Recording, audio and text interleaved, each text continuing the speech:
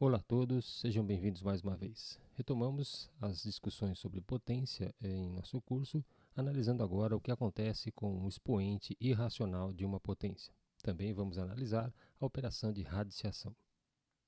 Relembremos os seguintes aspectos básicos de potência. Primeiro, a definição. Considere para isso A um número real qualquer, n e m dois números naturais. A elevado a n é a multiplicação de A por ele mesmo n vezes. Para completar essa definição, consideramos ainda que A elevado à primeira é o próprio A e A elevado a zero é igual a 1, desde que esta base, A, seja diferente de zero. Um expoente negativo, como A elevado a menos n, nós interpretamos como invertendo-se a base dessa potência. Assim, A elevado a menos n é a mesma coisa que 1 sobre A elevado a n. Já um expoente racional, ou seja, A elevado a fração m sobre n, é a mesma coisa que a raiz de ordem n de A elevado a m. Voltemos nossa atenção agora para as raízes. Por definição, temos que, dado o número real A e um número natural n, a raiz enésima de A é b, se e somente se b elevado a n for igual a A. Por exemplo, raiz quadrada de 16 é igual a 4. Isso acontece, pois 4 elevado ao quadrado é igual a 16. Note que, quando omitimos o índice da raiz, esse índice, por definição, é igual a 2. Raiz cúbica de 125 é 5, pois 5 elevado à terceira potência é igual a 125. Raiz quarta de 81 é 3, pois 3 elevado à quarta é igual a 81. E raiz quinta de 1024 é 4, pois 4 elevado à quinta potência é igual a 1024. Essa operação de radiciação tem algumas propriedades que, na realidade, são consequências das propriedades operatórias de potências. Assim, a raiz enésima de A vezes B pode ser escrita como A vezes B elevado à potência fracionária 1 sobre n, que por sua vez é A elevado a 1 sobre n vezes B elevado a 1 sobre n, que é a raiz enésima de A vezes raiz enésima de B. Por exemplo, raiz quadrada de 12 é a mesma coisa que raiz quadrada de 4 vezes 3, que pode ser escrita como raiz quadrada de 4 vezes raiz de 3, sendo que raiz quadrada de 4 é 2, então raiz quadrada de 12 é 2 vezes raiz de 3. Raiz quadrada de 2 vezes raiz quadrada de 18, por sua vez, pode ser escrita como raiz quadrada de 2 vezes 18, ou seja, raiz quadrada de 36, ou ainda isso igual a 6. As seguintes propriedades exibidas pela operação de radiciação são demonstradas de maneira análoga, utilizando-se uma potência fracionária ao invés da raiz.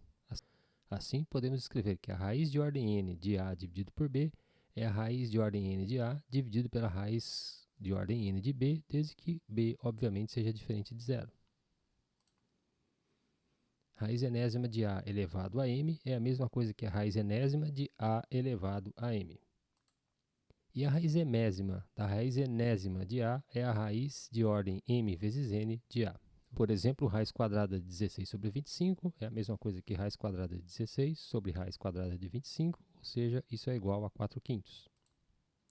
Raiz quadrada de 32 sobre raiz quadrada de 2, usando tal propriedade, é a mesma coisa que raiz quadrada de 32 sobre 2, ou seja, raiz quadrada de 16, ou ainda 4.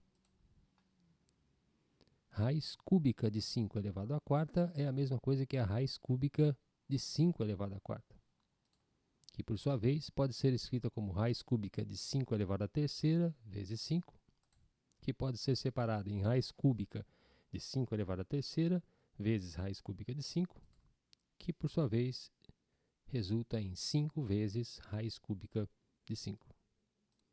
Raiz quadrada da raiz cúbica de 729 pode ser escrito como a raiz de ordem 2 vezes 3 de 729, ou seja, raiz sexta de 729.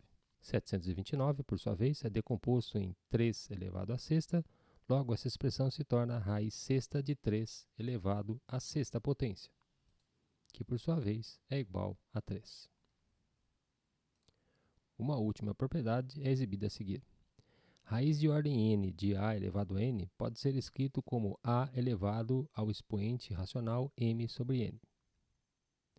Agora utilizamos o conceito de frações equivalentes para escrever a fração m sobre n como a fração m vezes p sobre n vezes p, onde p é um número inteiro qualquer diferente de zero. Isso vai implicar que podemos escrever essa raiz de ordem n de a elevado a n como raiz de ordem n vezes p de a elevado a m vezes p. Ou seja, dado uma raiz qualquer, podemos multiplicar tanto o índice da raiz como o expoente da base por um mesmo número inteiro p diferente de zero e a raiz terá o mesmo valor numérico.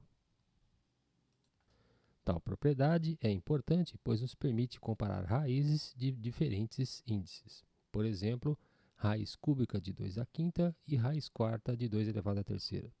Qual dessas raízes é a maior, qual é a menor? Em primeiro lugar, notamos que o mínimo múltiplo comum entre os índices 3 e 4 é 12. Isso quer dizer que devemos tentar escrever tanto a primeira como a segunda raiz com índices iguais a 12. Assim, se a primeira raiz é raiz cúbica de 2 elevado à quinta, vamos multiplicar tanto o índice da raiz como o expoente da base pelo número 4, obtendo a raiz décima segunda de 2 elevado a 20.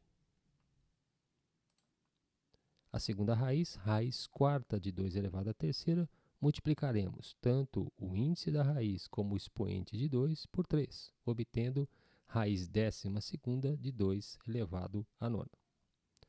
Note que nesse processo obtivemos raízes que são equivalentes às originais, mas com o mesmo índice. E agora que elas têm o mesmo índice, podemos comparar tais raízes. Como 2 elevado à vigésima é maior do que 2 elevado à nona, raiz décima segunda de 2 elevado à vigésima é maior do que raiz décima segunda de 2 elevado à nona. Voltando às raízes originais, encontramos então que a raiz cúbica de 2 elevado à quinta é maior do que a raiz quarta de 2 elevado à terceira. O último tópico importante é a chamada racionalização. Em matemática é comum nos depararmos com uma expressão numérica como essa, em que o denominador desta fração é uma raiz. Devemos, de alguma maneira, eliminar essa raiz do denominador.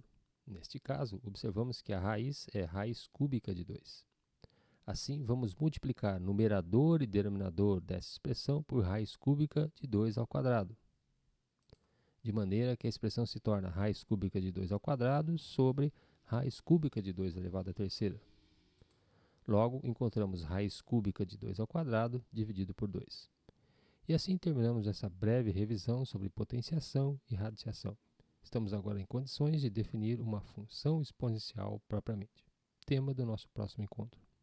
Um forte abraço a todos, boa sorte e até lá.